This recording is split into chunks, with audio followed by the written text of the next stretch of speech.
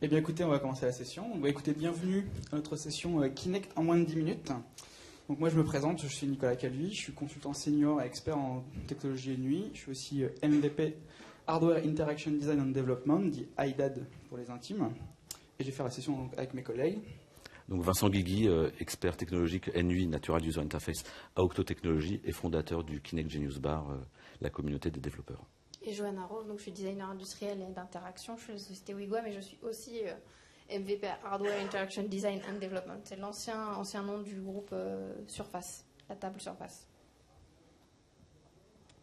Alors,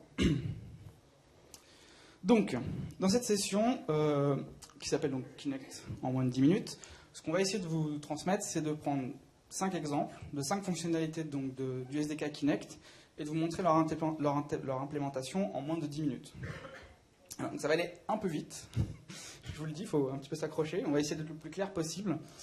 Donc voici les choses qu'on va aborder, donc tout ce qui est squelette, mode NIR, reconnaissance de visage, un peu sur l'image de vidéo, l'image de profondeur et de la reconnaissance vocale.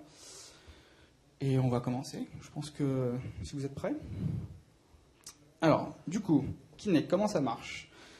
Puisque, apparemment, tout le monde n'a pas fait du SDK, je vais quand même repasser vite fait sur les fonctionnalités de Kinect. Donc Kinect, c'est quand même un capteur qui a été lancé par Microsoft pour la Xbox 360 à destination du gaming dans un premier temps. Là, ici, on va vous parler de Kinect for Windows, qui est un fork en fait de Kinect Xbox, même s'il partage énormément de choses. Et donc, les principales qualités, c'est que bon, c'est une caméra qui est fait monter sur un axe horizontal et qui peut donc bouger. Elle a des petites lettres de reconnaissance. Elle a aussi donc 4 micros qu'on appelle les microphones array qui permettent de récupérer du son donc, autour d'elle et d'en éliminer le bruit, donc de pouvoir faire du cancellation sur le son. Et qui va nous permettre, on verra plus tard, aussi de savoir où se trouve la source audio. Donc ça sera le sujet d'une démo. On a aussi donc devant une caméra vidéo type webcam en quelques résolutions qui sont indiquées ici, qui permet de faire de la capture vidéo classique. Donc ça, on pourra utiliser le flux, on vous montrera tout à l'heure pour justement récupérer l'image et la traiter.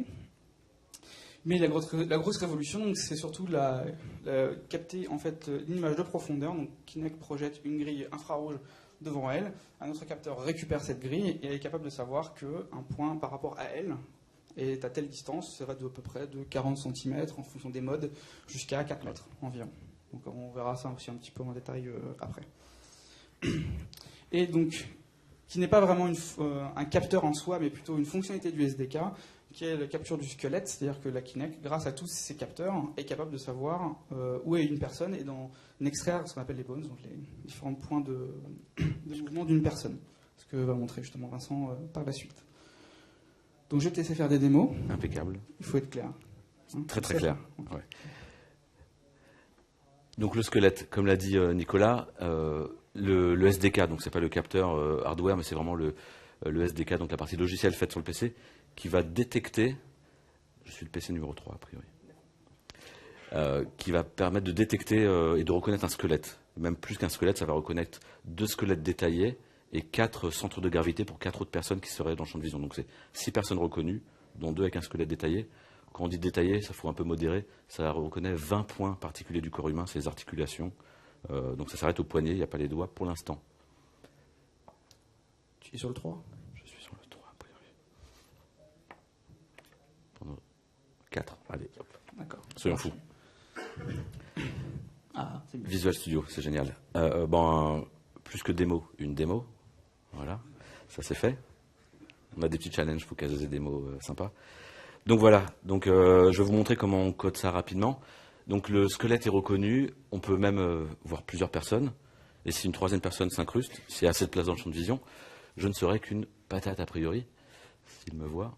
Non, moi, il me voit pas. C'est toi? Ah, t'es caché. Kinect même. Voilà, on voit que Nicolas est juste une sphère. On n'a que son centre de gravité, on n'a pas les jointures principales de son corps humain qui sont détectées. Donc c'est une limitation actuelle du SDK. Peut-être par la suite, on détectera en entier les différents squelettes. Ça consomme quelques ressources quand même, puisque c'est de la reconnaissance d'image. On voit les vingtaines de points, on voit des points en violet, des points en rouge, on va en parler juste après.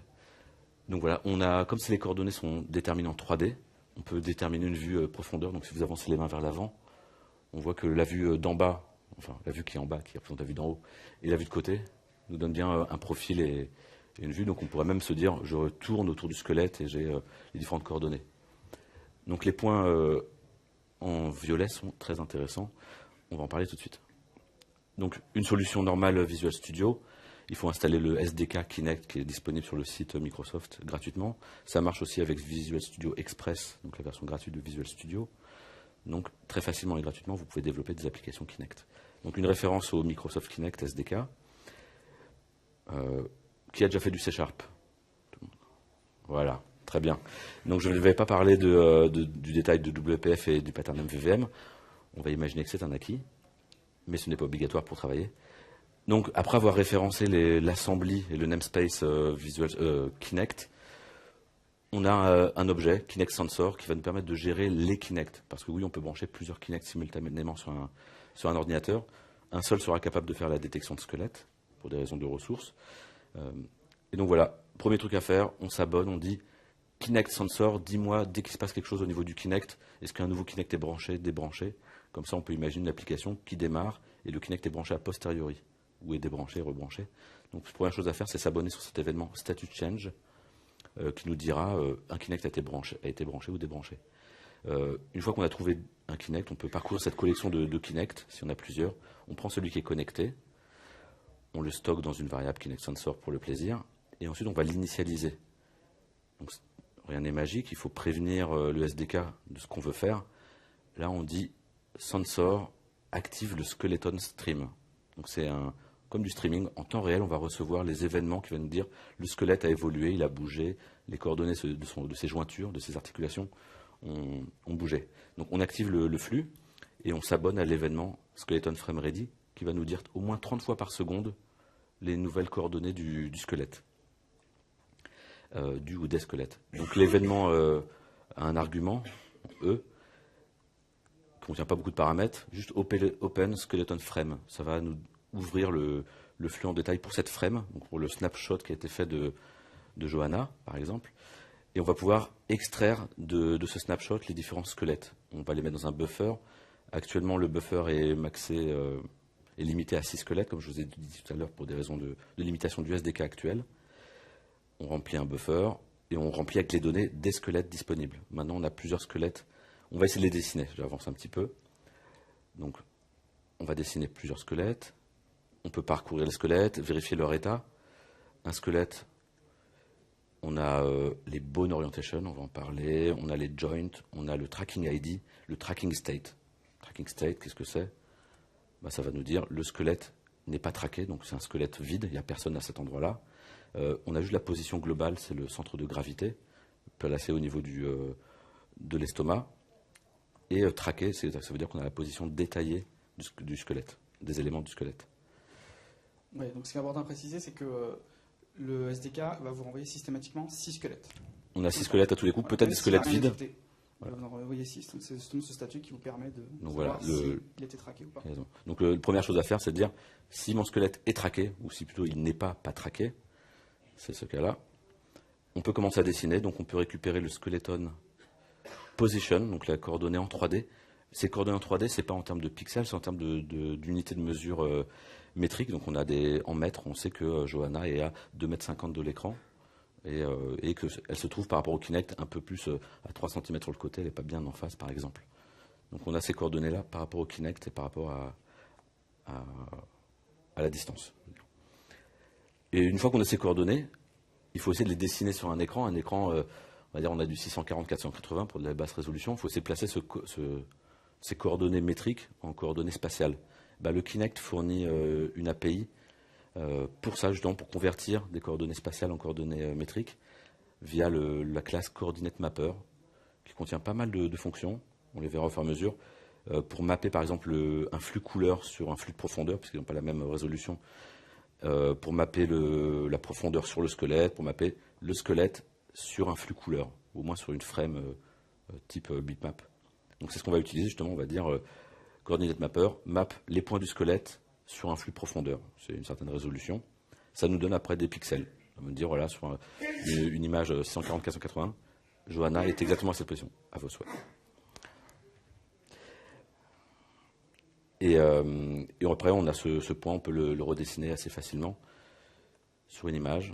Normalement, voilà, je fais un draw ellipse dans mon environnement. Et voilà, donc c'était les magmas verts qu'on avait au centre du squelette. Maintenant, si on dessine le squelette en entier, c'est pas beaucoup plus compliqué.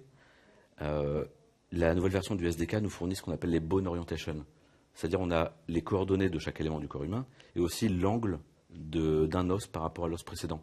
Donc on peut savoir que mon bras est à 40 degrés, mon avant-bras est à 40 degrés par rapport à 45 degrés, ou plus, ou 90, par rapport au biceps.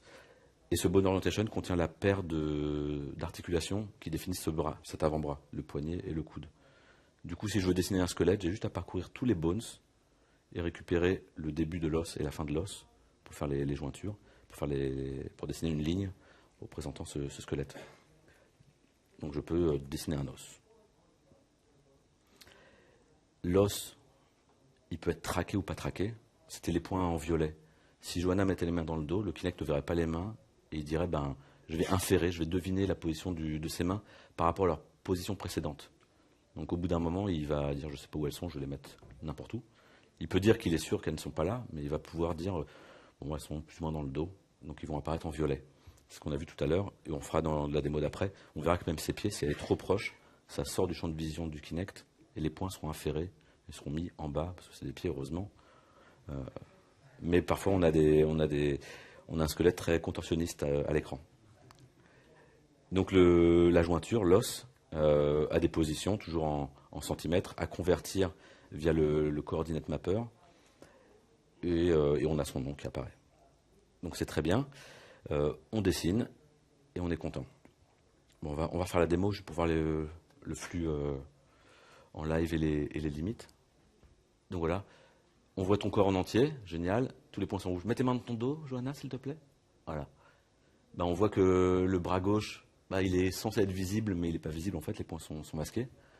Et si tu t'avances un petit peu, tes pieds vont commencer à apparaître en violet. Ils sont hors champ. Vraiment, le cadre violet est le champ de vision réel du Kinect. Au-delà, c'est de l'inférence. La tête part un peu en cacahuète. C'est parce qu'elle est hors champ. Si tu recules, voilà, ça devrait aller. On se dit, bon, le Kinect, c'est pas mal. On voit le squelette. Qu'est-ce qu'on peut faire avec? Ce qu'on appelle la détection de posture ou de gesture. Une posture, c'est j'ai une position particulière. Je suis en train de lever les bras, je suis en train de faire Superman ou autre. C'est une posture. Une gesture, c'est avec un axe temporel où on va balayer dans le temps, on va mesurer à quelle vitesse se déplacent les différents membres du corps humain pour déterminer une gesture. Par exemple, un swipe ou dire je fais un zoom avec les mains. Donc c'est possible. On va se dire, on veut détecter la posture du hold-up. Voilà, quelqu'un va faire une attaque. On va voir si quelqu'un attaque. Au secours! Haut les mains! Ça fait peau de lapin. Voilà. Si tu lèves pas assez les mains, un peu moins. Voilà. Tu n'as pas assez levé les mains, c'est pas une vraie prise d'otage. Par contre, si j'ai vraiment un flingue, là, tu lèveras bien les mains. Donc, comment faire pour détecter ça? Si tu relèves les mains rapidement, ici dans les informations de debug, j'ai 17 degrés aussi, pour le poignet gauche et le poignet droit. C'est l'angle de l'avant-bras par rapport au bras précédent. C'est-à-dire que le bras est assez aligné à 15 degrés près.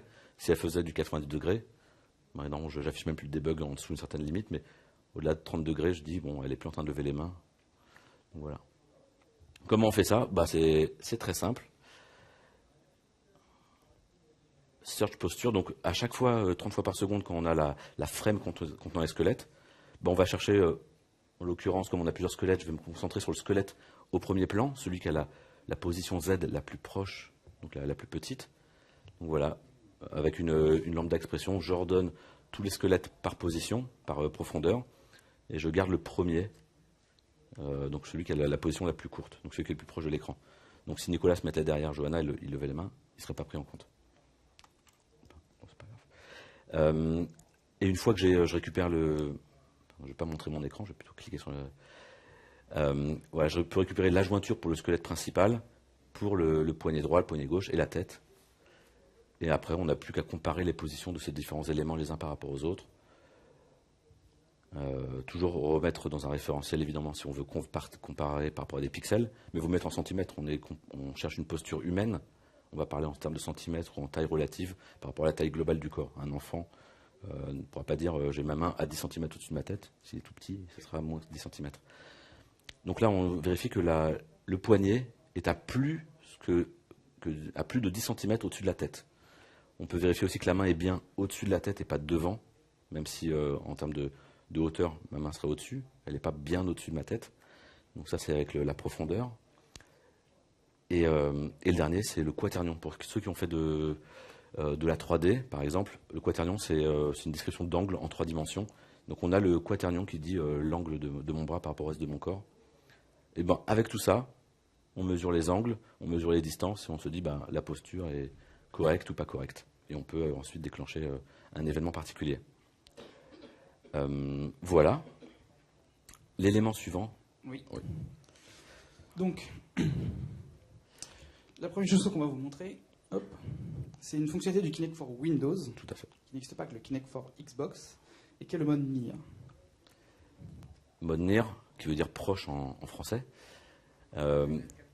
C'est que pour les capteurs Kinect pour Windows. Le Kinect pour Xbox ne supporte pas le mode Near, puisque le mode Near permet de capter à moins de 80 cm.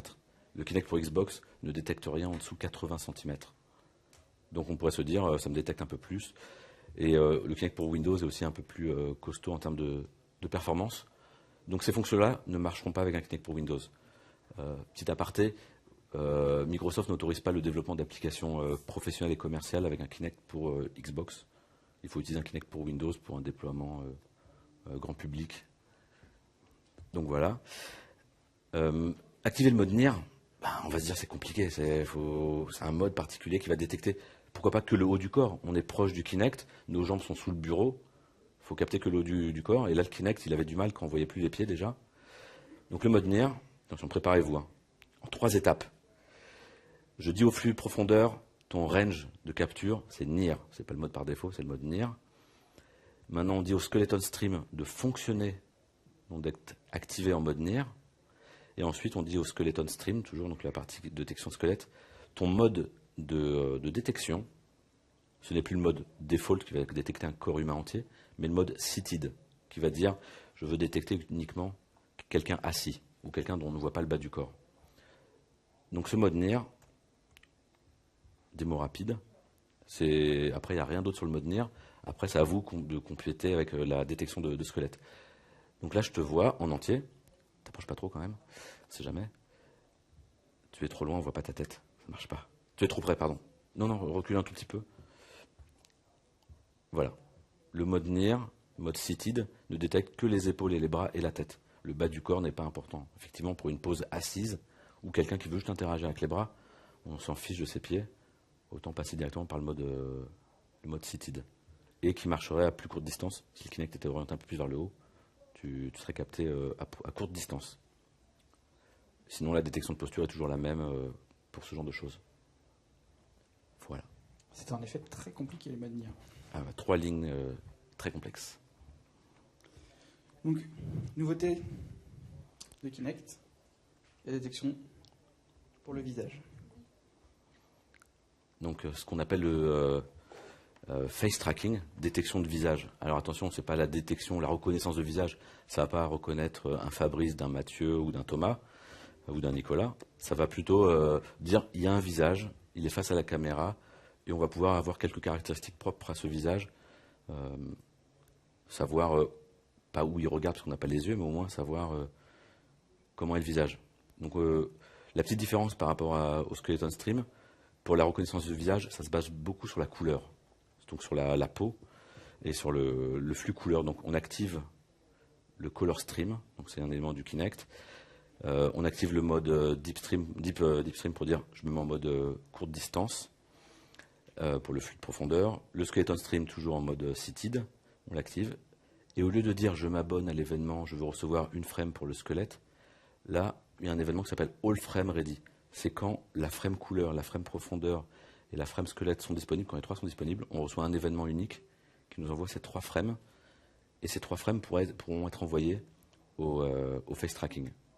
Au passage, ce face tracker, c'est une assembly à référencer fournie par le SDK. On l'initialise pour notre Kinect. Donc quand le frame ready, quand toutes les frames de toutes les couleurs et de la profondeur sont disponibles, je ne vais pas rentrer dans le détail, c'est assez bien documenté. On ouvre la frame couleur, On récupère tous les pixels de cette frame de couleur. Pareil pour la profondeur. Pareil pour les squelettes. On va juste être sûr qu'il y a au moins un squelette visible dans le champ. Et on passe tout ça au frame tracker. On lui dit, je te passe le color stream, je te passe le depth stream et je te passe le squelette que j'ai trouvé. Grâce à ça, le face tracking va se dire, il y a quelqu'un, on va essayer de capturer le visage. Et de manière synchrone, ça va nous envoyer une frame squelette, une frame visage, à trou ou non. Et la frame visage, ça va nous donner la rotation. C'est quoi la rotation sur un visage? C'est savoir où regarde le visage plus ou moins. Est-ce qu'il est levé, baissé? Donc si on parle en termes de navigation, pour ceux qui connaissent, c'est le tangage, le lacet ou le roulis. Donc c'est le fait de dire oui, tourner la tête gauche-droite ou plutôt l'orienter sur les côtés. Donc on a cette rotation et on peut savoir plus ou moins où on regarde. On va le lancer. Et on a aussi au passage les coordonnées de la tête et sa dimension. Petit suspense, voilà. Si tu fais oui avec la tête par exemple, le pitch va augmenter et descendre en fonction des coordonnées du visage. Et la tête aussi change de taille. Si tu t'approches un peu, le visage va grandir. Si tu recules, le visage va rétrécir. Donc on a ces informations-là, le rôle aussi, si tu veux dire non. Voilà. Pas trop, parce que quand on trouve la tête, le visage n'est plus détecté. Mais on a quand même certaines infos. Et on a un bout de visage. On va essayer de dessiner les yeux. Allez, les yeux et la bouche. Soyons fous. C'est pas grave, ça arrive. C'est l'effet démo. C'est l'effet démo, voilà. Heureusement, je clique vite. Le contour du visage, ça fait partie de la frame, la face frame qui vient d'être récupérée. On a la rotation et on a aussi le face rectangle. Donc c'est les coordonnées et la taille du visage. Et on a quelque chose qui s'appelle Get Projected 3D Shape. On peut récupérer les coordonnées 3D d'environ une centaine d'éléments du visage. Le visage est décomposé en 100 points. On peut récupérer les coordonnées, les distances de chacun de ces points en 3D. Nous, on va dessiner en 2D, donc on va plutôt prendre la version projetée sur un environnement 2D, contrairement à la version 3D pure. Du drawing. On dessine le visage, attention. Je vais enlever ça. Voilà. On a un tableau de feature point. C'est les composantes du visage. Donc une centaine, comme je viens de vous le dire. C'est assez détaillé. On a en dessous le menton, above mid upper left head lid. Alors j'essaie de traduire. Au-dessus du milieu de la lèvre supérieure, de la paupière supérieure, droite, gauche. C'est un peu difficile, mais bon. Quand on a compris comment le lire, on peut récupérer le haut de la paupière, le bas de la paupière d'en haut, et pareil pour les lèvres. Donc si on prend tous ces éléments, on peut dessiner une bouche. De manière simplifiée, j'ai pris juste le haut et les 4 coins de la bouche, mais on a aussi des points intermédiaires au tiers. J'ai pas tout pris. C'est un peu compliqué, c'est un peu long. Ça, quand même, Donc voilà, on a les yeux, on a la bouche. Si tu ouvres la bouche, ça fait un grand rond, parce que tu n'as presque plus de lèvres quand tu ouvres la bouche, mais si tu fermes la bouche, on a un joli sourire. C'est pas mal. Ça, c'est le mode Picasso, c'est un nouveau mode Exactement. pour Windows. Tourne bien la tête comme ça. Voilà. Donc ça, on a récupéré très facilement, surtout quand c'est en démo, ça marche toujours. On a récupéré très facilement ces composantes du visage. Ces composantes du visage, on pourrait détecter quelque chose, peut-être une expression. Si les sourcils sont levés, si sont froncés, si la bouche est infléchie vers le bas, on pourrait dire que quelqu'un est triste ou heureux. On peut tout récupérer, tout analyser manuellement. Le Kinect nous aide un petit peu. Dans le SDK, justement, on a ce qu'ils appellent des animation units. L'écran est un peu petit, attention. Donc ça fait partie du SDK. Ça se base sur un pattern qui s'appelle Candid 3, qui permet de dire... Vas-y. Ouh, c'est pas mal ça. J'en apprends tous les jours. Qui va permettre de nous donner une indication, un coefficient sur le taux de levaison, si on dit comme ça, de la lèvre supérieure, si la bouche est plus ou moins ouverte, si la bouche est étirée, si le sourcil est baissé, si les sourcils sont levés, et si la bouche est infléchie vers le bas ou vers le haut. Donc, de base, le Kinect va nous fournir ces coefficients. Toute l'intelligence pour faire une vraie détection d'expression, c'est de trouver les seuils pour dire, voilà, une expression de tristesse ou de colère, c'est ces seuils-là. On va voir si ma recette a marché. Je mets la pression. Je mets la pression, je m'auto-mets la pression. On va essayer. Après, on va dire que c'est la faute du cobaye. Vous connaissez la série Lie to Me, peut-être, quelqu'un qui fait de l'analyse de visage pour essayer de déterminer les expressions et les émotions. Donc voilà, écarte un peu les bras pour que ce soit un peu détecté, voilà. Tu es en colère. Oui, voilà, tu es en colère. Merci. Si tu essaies de faire un sourire, est-ce que c'est détecté? Non, tu es un peu neutre. Encore en colère? Arrête! Donc, il y a des mots qui défilent, donc c'est la mise en adéquation de ces différents éléments. Voilà, tu as fait duckface, je crois. On va dire oui, c'est ça. Donc voilà, les données brutes qui sont en haut à droite. Et après, en jouant avec les seuils, on peut se dire, voilà, la personne est en colère, elle fronce les sourcils. Toujours en colère, ça c'est le truc qui marche bien. Fais la surprise. Voilà.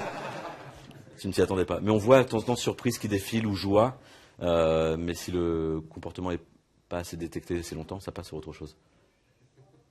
C'est bizarre, hein? Ça marchait mieux avec moi. Voilà. Donc on pourrait faire la détection. Il faut après être tolérant à l'erreur sur ce genre de choses. C'est pas du random, je vous assure. On peut passer à la suite si tu veux. Bah écoute, c'est parti. Hein. Merci Johanna. Donc ça, c'était notamment toutes les parties détection liées au tracking squelette, donc que ce soit sur le visage ou sur le corps, qui sont liées par le SDK. Moi, je vais m'attarder un petit peu plus sur les flux propres, les flux vidéo et les flux donc, de profondeur. On va essayer de rentrer un peu plus en détail à ce niveau-là. Alors, hop. Du coup, j'ai un micro-main, ça va être super pour faire les démos. Tu veux qu'on échange? Non. Je suis à toute épreuve. Alors, je vais reprendre ma solution. Donc là, ce qu'on va faire, c'est qu'on va essayer de récupérer les flux de profondeur et les flux vidéo. Et on va tout simplement essayer de les analyser et faire une sorte de tour de magie. Nous allons détourer les gens. Attention. Comme un écran bleu, un fond bleu, je veux dire. C'est ça, voilà. Comme fond dans les vert. films, voilà, comme ils font Superman, tout ça. J'aime bien Superman, apparemment. Je le dis souvent. Donc là, Kinect, alors je sais pas si elle peut passer un peu haute, non? Non, c'est bon. Bien. Voilà. Donc voilà un peu ce qu'on peut faire avec Kinect. Donc ça, c'est vraiment des flux bruts. Alors, en haut à droite, vous avez le flux vidéo brut, hein, vraiment, ce que capte la webcam. Ils sont très jolis hein, dans le petit fond bleu. En bas à droite, vous avez donc le flux de profondeur. Donc moi, j'ai récupéré en fait l'information de profondeur et je l'ai transposé dans un niveau de gris, en disant que le noir c'est loin, le gris c'est proche. Donc je me suis basé entre 0 et 5 mètres environ. Bon, après, c'est à vous de faire votre cuisine. Et j'ai ajouté donc la reconnaissance de squelette. Et ce qui est intéressant avec le SDK, c'est que quand on fait la reconnaissance de squelette, il peut nous dire sur le flux de profondeur, bah, ce pixel-là, il correspond à une personne physique que j'ai détectée. Et donc j'ai pu appliquer des couleurs. Donc j'ai pu dire, voilà, la première personne, elle est en rouge, en vert, en bleu. Enfin, bon, on peut aller jusqu'à 6 reconnaissances. Donc, ce qui est bien, c'est comme c'est pas du squelette, on peut être 6 complètement. Alors je vais essayer de me mettre, hop, en espérant que ça marche. On peut se mettre à plein, normalement, voilà. Donc là, il capte vraiment la totalité des gens. En fait, il n'y a pas de limite. On va jusqu'à 6 personnes. Donc il peut détecter jusqu'à 6 personnes. Et après, en utilisant le flux vidéo et le flux de profondeur, j'ai fait un mapping en disant, ah bah, j'ai un flux de profondeur, je sais que tel pixel de flux de profondeur, c'est une personne, donc je vais l'extraire du flux vidéo et ne prendre en fait que les pixels qui concernent les personnes et les mettre sur un fond bleu. C'est ce que vous pouvez voir ici. Alors, en détail, comment ça se passe? Donc, comme vous l'a montré Vincent tout à l'heure, on passe d'abord pour récupérer une Kinect connectée, une Kinect for Windows, ou pour Xbox pour le coup, les deux marchent. Et on va l'initialiser. Donc pour l'initialiser, c'est très simple. On fait le fameux start sur le Kinect pour dire démarre, sinon ça ne marche pas. Hein. C'est comme tous les appareils, hein. Si on ne les allume pas, ça ne marche pas. Et on va s'abommer donc sur les 3 flux concernés. Donc le premier, c'est le color stream. On va faire juste un enable, donc ça va activer le flux de couleurs. Là, j'ai choisi une capture qui est en 640 par 480 en 30 images par seconde. Il y en a d'autres. On peut être 320 par 200. On peut aller jusqu'en 1280 par 768. À 12 images par seconde. Oui, par contre, oui, plus on monte en résolution, plus les images par seconde sont réduites. Hein. On tombe à 12 images par seconde. Donc ça, c'est lié voilà, au capteur en lui-même. Après, je m'abonne donc sur le flux de profondeur, qui est un autre flux, donc un autre capteur. Et pareil, je lui donne un flux de reconnaissance, donc dans 320 par 240. On peut aller jusqu'à 80 par 60 pour des détections vraiment brouillonnes, mais ça peut être utile. Johanna nous en parlera d'ailleurs un peu plus tard. Et puis le flux de squelette, qui n'est pas forcément obligatoire, mais moi je m'en sers pour le player index, comme je l'ai dit, pour pouvoir colorer les gens et pouvoir les extraire. C'est avec le skeleton qu'on le fait. Après, je me suis créé 3 buffers de Writable Bitmap pour pouvoir les afficher, et c'est parti. Donc, comme on vous l'a montré tout à l'heure, All Frame Ready, je m'abonne dessus. Ça va me permettre de récupérer la totalité des flux du Kinect. Donc, dans l'argument, je vais avoir mes 3 flux. Donc, le premier que je vais traiter, moi, c'est le flux d'image. Donc, je fais un Open Color Image Frame. Je le récupère, je me crée un petit buffer, je me fais ma petite tambouille, c'est-à-dire que je récupère le buffer, je le copie en local, parce que pour l'instant, quand la Kinect détecte les flux, elle les garde dans son SDK, dans un thread qui est propre à Kinect, en fait. Donc après, il faut les rapatrier sur votre thread à vous, sur votre application. Donc c'est le copy pixel data2 qui va se permettre justement de reprendre ce buffer, qui est donc dans le SDK Kinect, et de le ramener dans votre application. Donc en fait, il en fait une copie, hein, il ne vous le donne pas directement, mais il vous en donne une copie. Donc à partir de ce flux-là, qui pour l'image vidéo, c'est tout simplement c'est un tableau de 640 par 480 avec une couleur dans chaque pixel. Donc après, le transformer en image et l'afficher. Ensuite, on a le flux de profondeur. Alors le flux de profondeur, même combat, on va l'ouvrir. Donc on dit à Kinect, voilà, je veux la frame. On va le récupérer, donc comme pour l'image couleur, on va le récupérer dans un buffer qui fait la taille du buffer. Du buffer de profondeur, c'est-à-dire que là j'étais en 320 par 240. Sauf que là, il ne nous envoie pas des images visibles, enfin c'est pas des pixels visibles puisque c'est une information de profondeur. Donc en fait, il va nous envoyer des shorts, alors pas les shorts qu'on porte, hein, le type short, hein, on est bien d'accord. Et dans ce short, en fait, qui va être codé sur 24 bits, il va nous donner deux informations. Les 3 premiers bits vont être le player index, donc il va vous dire la personne qui est sur ce pixel-là dans le flux de profondeur. Et le reste, ça va coder la distance entre le centre de Kinect et ce qu'il a pu capter. Donc ça, vous avez deux façons de les récupérer. Donc soit vous faites un copy d'AppImage data2, tout simplement, qui va vous renvoyer donc un tableau de short qu'après il faudra traiter via des masques, parce que du coup, comme vous avez la formation brute, il faut faire des masques.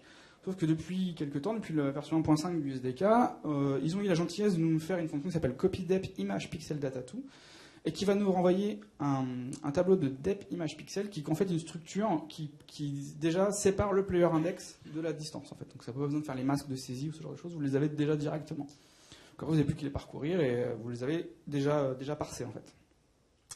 Donc au niveau de l'image de profondeur, donc là ce que j'ai fait, on va vite passer dessus, mais en gros je parcours mon tableau 320 par 240 d'informations qu'on m'a renvoyé et je me dis, voilà, est-ce que j'ai un player index supérieur à 0 ? Si c'est le cas, je lui donne une couleur, je me crée un pixel, je crée la couleur.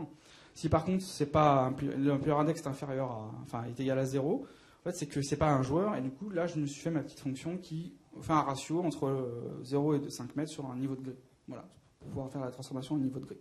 Donc ça c'est simple, vous pourrez les télécharger, hein, donc c'est un peu compliqué, mais vous aurez le temps de les étudier si vous voulez, on les vous fournira. Donc l'important c'est qu'après, moi à partir du flux de profondeur, j'ai pu récupérer en fait les informations de distance et les transformer en une image en fait, qui est du coup en 320 par 240, puisque c'est la taille de capture du sensor.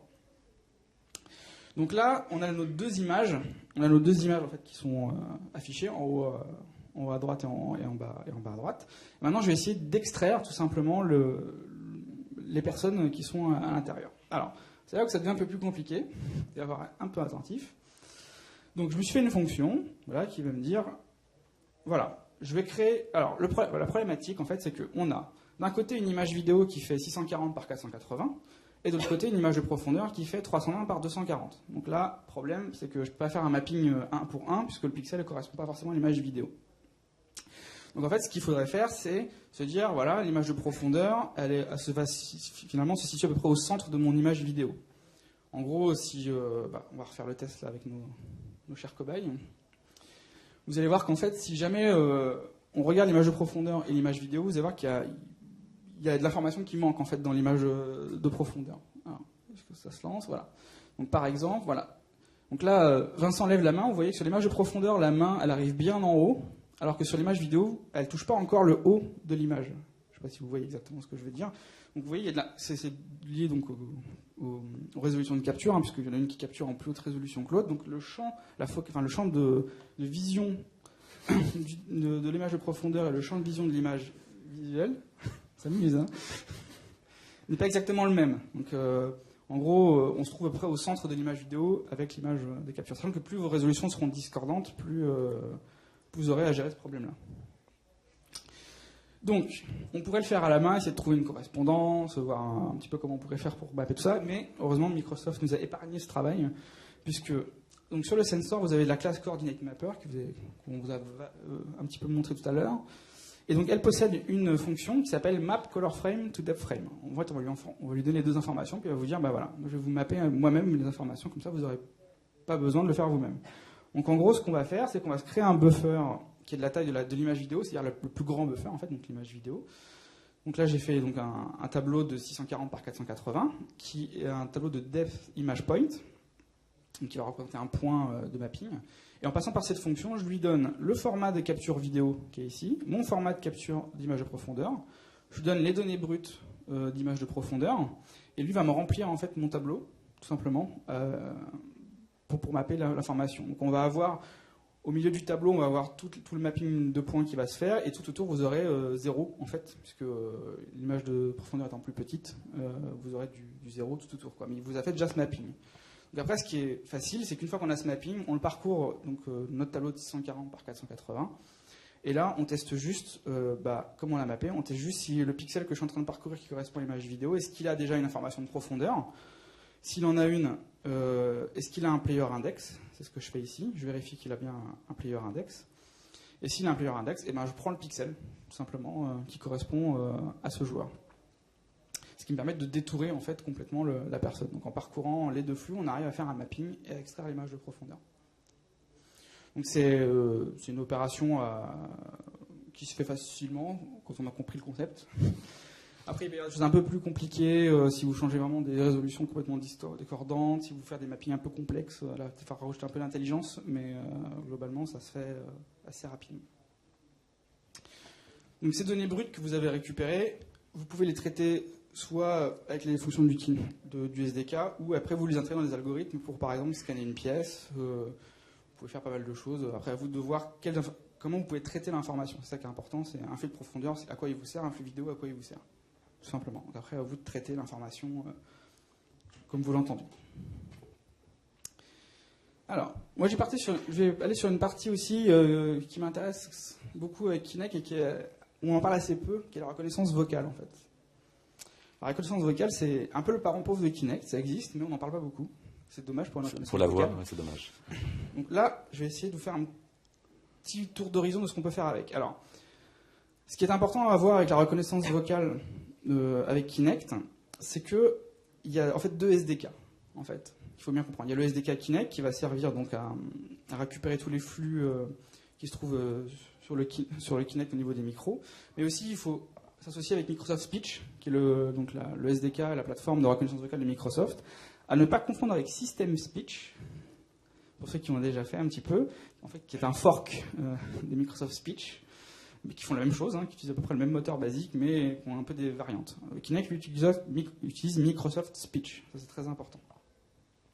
Donc j'ai lancé la petite démo, et en espérant qu'avec le micro, ça devrait pas trop mal fonctionner. Donc là, voilà. J'ai mis 3 personnes qui correspondent en fait à l'angle. Donc en bas, vraiment si je parle, alors avec le micro, voilà. Donc, on va essayer. Il est censé me voir en fait, de voir qui parle. Donc si je parle, ça s'oriente vers moi. Et si je parle, voilà, ça arrive sur le centre. Donc ça c'est la capacité de Kinect qui permet d'avoir l'angle d'où provient le son en fait qu'il est en train de capter, il capte de déterminer.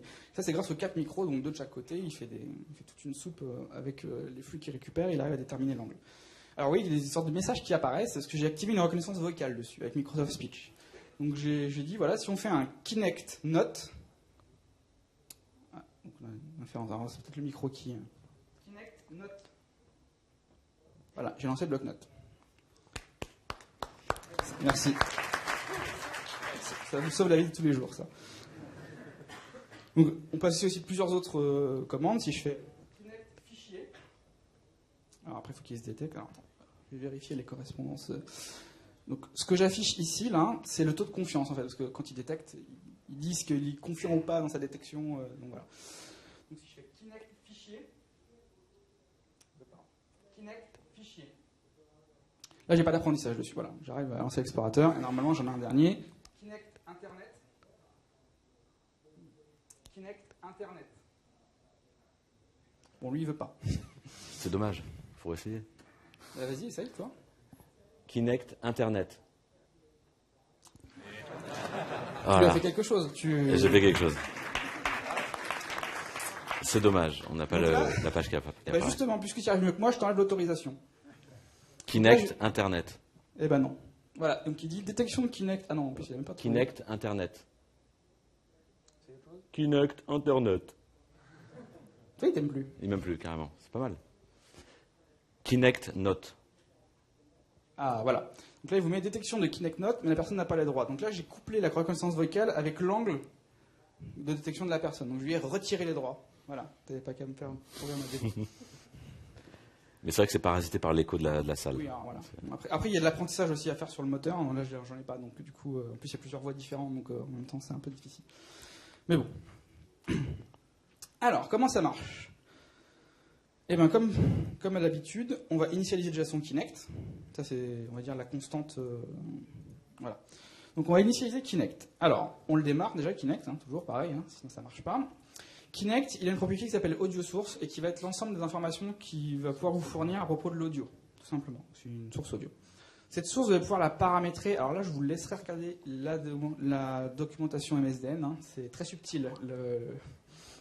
Ça, c'est pour justement voir si est-ce que vous voulez qu'il essaie de vous supprimer le bruit ambiant, est-ce que vous voulez que voilà, il supprime l'écho, est-ce que voilà. Donc c'est tous les petits paramètres qui font que la détection est meilleure. Donc après, ça dépend de vos environnements. Donc voilà, il faut faire des tests.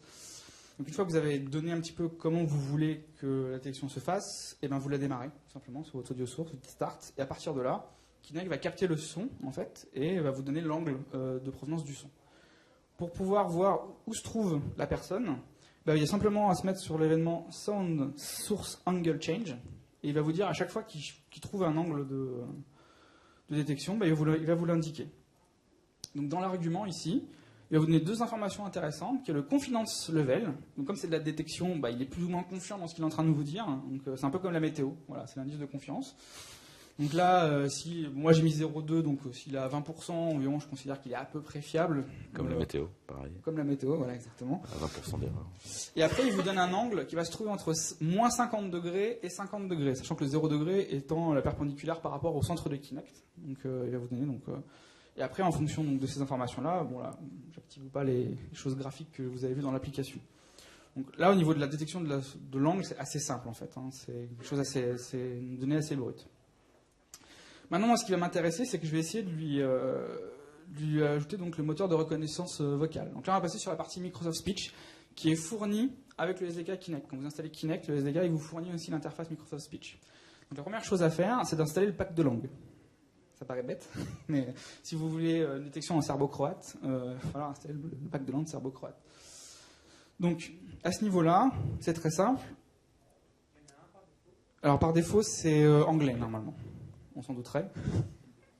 Donc, vous avez une constante qui s'appelle, donc, une fonction statique qui s'appelle donc, dans Speech Recognition Engine Installed Recognizer. Alors, je suis très bon en anglais. Qui va vous avoir une collection de tous les langages qui sont installés en fait sur votre machine. Et donc moi je vais chercher une qui a la culture française et qui a un nom qui contient Kinect. Parce qu'en fait vous pouvez utiliser d'autres packs de langues qui sont par exemple issus de Microsoft Speech, par contre ça marche un peu moins bien. Ceux de Kinect sont quand même assez efficaces. Donc, après vous pouvez utiliser n'importe quel pack de langue, ça marchera quand même, c'est du Microsoft Speech.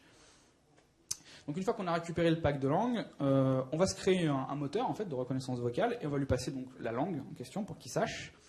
Et après, on va lui donner une grammaire. Donc, c'est tous les mots que j'ai dit, Kinect, Note, Kinect Speech, Kinect Internet.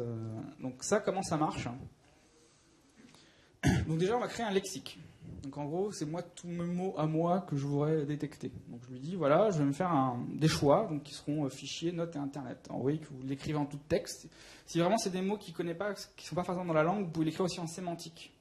Ça marche aussi. Il arrive avec la sémantique, il arrive à savoir un petit peu de quoi vous parlez. Genre Tech Days. Il aurait fallu que je mette en sémantique, sinon il n'aurait pas trouvé. Une fois que vous avez donc le lexique, vous lui dites voilà, je vais construire des phrases. Voilà, donc quelles sont mes phrases? Donc là, je vais créer une phrase, donc grâce à un grammar builder, et je lui dis voilà, le premier mot, ça sera Kinect, pour déclencher, sinon, si on parle, les mots peuvent se déclencher sans qu'on le veuille. Et après, je lui dis voilà, je vais créer une sémantique result key, donc c'est une règle, et tu vas chercher dans mes choix en fait. Tout simplement, que je t'ai donné. Donc il va essayer donc, de faire tous les cas possibles, Kinect Internet, Kinect Fichier, Kinect Note. Après, donc, ce builder, je mets dans un objet grammaire et qui donc, va donner la totalité de ma grammaire que je vais pouvoir donner à mon moteur. Donc c'est ici, en faisant l'autre grammaire sur le moteur, on lui donne la grammaire. Il est capable donc après d'analyser le flux audio et de vous sortir, le cas échéant, les informations qu'il a pu détecter. Et après, alors c'est très compliqué encore, quand on veut savoir s'il a détecté quelque chose, on s'abonne à un événement, assez simplement, qui s'appelle Speech Recognize.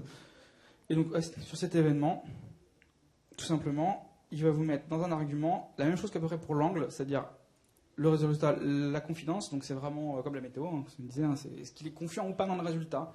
Alors après, c'est à vous de voir. Hein, vous voyez, des fois, ça a un peu de mal. Après, ça a réglé en fonction. En plus, s'il y a de l'apprentissage, c'est peut-être un peu mieux.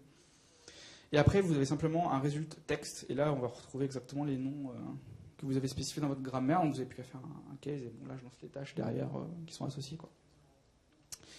Donc, une fois que vous avez chargé votre grammaire, que vous êtes abonné à l'événement, on se met par défaut sur la source audio. Et surtout, important, on démarre la reconnaissance vocale. Le nombre de fois où j'ai vu les gens qui disent ça ne marche pas, mais il faut la démarrer quand même, la reconnaissance vocale. Donc, c'est une fonction asynchrone. Et cette fonction, en fait, elle est en deux modes. Simple, il va faire une détection et après il va s'arrêter. Ou multiple, il va continuer indéfiniment à chercher des données. Donc après, ça dépend si vous attendez qu'un ordre ou plusieurs. Et puis voilà. Et c'est à peu près tout. Donc vous voyez, le son, ça reste assez simple. Alors ça demande beaucoup de paramétrage, par contre, et d'apprentissage. Mais au final, on arrive à quelque chose qui peut être intéressant et qui peut être utile dans certains scénarios. Et là, hop, je fais ça quand même super bien, les transitions. Donc les scénarios, c'est Joanna qui va vous en parler. Merci. Maintenant que j'ai subi pendant 1 heure toutes vos postures. Donc moi, ce que j'ai voulu faire à ce moment-là, c'est par rapport aux différentes choses que vous ont montré Nicolas et Vincent, c'est d'essayer de trouver des usages professionnels en entreprise, par exemple, simples et qui utilisent, par exemple, uniquement le squelette, par exemple, ici, oui, tout à fait. Donc, par exemple, imaginons, je veux détecter le squelette entier. Qu'est-ce que je peux faire avec la détection du squelette entier ? Ben, je vais peut-être pouvoir, dans une entreprise, dans un hall, pouvoir compter le nombre de personnes qui va passer pour savoir à peu près combien je vais avoir de personnes qui passent dans ce couloir à tel moment de la journée, etc. Je peux aussi imaginer quelque chose d'un petit peu plus compliqué qui serait de détecter si on a une personne en fauteuil qui arrive dans un couloir et donc de pouvoir ensuite aménager son environnement. On sait qu'en entreprise, on a beaucoup de sujets d'accessibilité qui est abordé. Et l'idée, ce serait de se dire, j'ai une personne qui arrive en fauteuil, je vais pouvoir la détecter en disant, voilà, je vais voir par rapport au mouvement des bras que la personne fait, la façon de se déplacer, la taille, etc., tous ces paramétrages, et dire, cette personne est en fauteuil, donc je vais adapter l'environnement, peut-être ouvrir la porte ou faire d'autres choses. On n'a pas de limite à ce niveau-là. Dans les années qui viennent, on pourra peut-être régler directement les hauteurs du bureau ou ce genre de choses-là quand une personne arrive. La deuxième, ce serait, imaginons, qu'est-ce qu'on pourrait faire avec la partie juste haute du corps, donc avec le near mode. Par exemple, je pourrais me dire, dans les entreprises où j'ai un fort taux j'ai besoin d'avoir vraiment beaucoup de sécurité, donc à partir du moment où je ne suis plus devant mon PC Slock, par exemple, ce serait de se dire, je me lève, à partir du moment où on ne détecte plus mon corps, hop, mon PC va se verrouiller. Ouais, c'est un peu drastique, mais bon, on ne sait jamais. Voilà, donc ça serait une première idée. Et une autre idée d'usage pourrait être, on sait qu'on a assez régulièrement besoin de naviguer dans du contenu, dans différents domaines, naviguer dans du contenu sans toucher l'écran, sans toucher un clavier, sans toucher ce genre de choses-là, que ce soit dans les salles d'opération, dans les laboratoires, tout ce genre de choses-là. Ce serait de pouvoir, tout simplement, je pense qu'il y en a déjà pas mal qui l'ont fait, des concepts comme ça, où je vais pouvoir naviguer dans mon contenu sans avoir besoin de toucher, sans être en contact avec du matériel. Si maintenant, par exemple, je me pose la question de savoir mais qu'est-ce qu'on peut faire avec le face tracking en entreprise ou dans un environnement professionnel ? Mais par exemple, on voyait la détection du visage, du sourire, de la grimace, etc. On pourrait se dire que dans quelques années, dès maintenant, ça marchait très bien. Dès maintenant, on pourrait l'utiliser, par exemple, dans les comment dire, je trouve plus le mot. Les panels utilisateurs. Panels utilisateurs, exactement. Où en fait le but c'est vraiment de savoir parce qu'entre ce que la personne va dire j'aime ou j'aime pas et entre ce qu'elle pense vraiment ou ce qu'elle ressent vraiment, il y a toujours une différence. Il y a beaucoup de travaux qui sont faits en recherche sur ce côté-là, donc savoir réellement ce que pensent les gens quand ils testent un produit.